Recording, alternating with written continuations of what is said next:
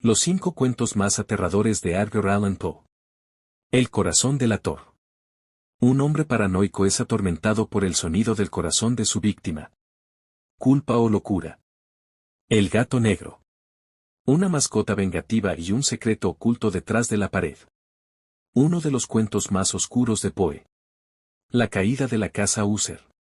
Una mansión maldita y una presencia que regresa del sepulcro. Terror gótico en su máxima expresión. Berenice.